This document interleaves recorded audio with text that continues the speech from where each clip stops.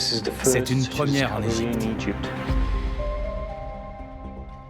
Patrick Ciodzik, un archéologue polonais, se rend sur l'un des sites les plus sacrés de la rive ouest.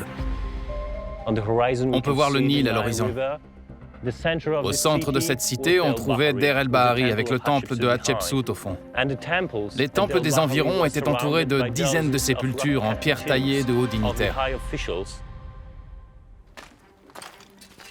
Patrick réalise des fouilles dans cette région du Nil depuis 5 ans. Sa passion pour l'archéologie a commencé quand il avait à peine 8 ans. Il s'est alors promis de devenir un jour un véritable archéologue. Redécouvrir quelque chose qui a été enfoui il y a des milliers d'années, c'est fantastique. Il a fait l'une des plus incroyables découvertes de sa carrière à flanc de colline, au pied des tombeaux. Des crânes de crocodiles. C'est une première en Égypte. Il arrive que l'on en trouve dans des tombeaux, mais jamais sous la forme de crânes dissociés du reste du corps. Je pense que c'est l'un des objets les plus intéressants que j'ai découvert dans ma carrière, ici à la nécropole thébaine. Cette fois, il va tenter d'établir qui a pu placer ces têtes de crocodile ici et pourquoi.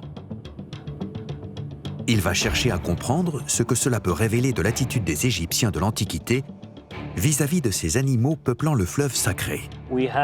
Ici, nous avons 9 crocodiles au total. Nous avons des fragments de crocs, de mâchoires, mais le plus intéressant, c'est que l'on ne retrouve que les crânes. Pourquoi est-ce qu'on n'a retrouvé aucun ossement d'une autre partie de leur corps? Patrick et son équipe sont face à un défi de taille. Ces tombeaux ont été découverts par des archéologues il y a une centaine d'années. Les trésors ont été pillés et le reste de leur contenu s'est entassé en piles de gravats au pied des collines. Patrick pense que ces crânes viennent d'une des tombes, mais il doit encore découvrir laquelle et qui y a été inhumé. Son équipe se lance dans un minutieux travail de fouille des débris. Nous découvrons d'incroyables pièces chaque jour. Ce secteur est d'une grande richesse. Le plus délicat, c'est de faire la différence entre un fragment de roche naturelle et un morceau de quelque chose confectionné par les personnes qui travaillaient ici il y a 4000 ans.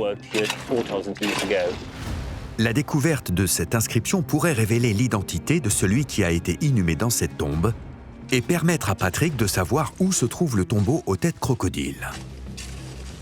Mais sur ces pentes, et avec ces éboulis, le travail est périlleux. Quand on retire trop de gravats de cette partie inférieure, tout ce qui est au-dessus s'écroule.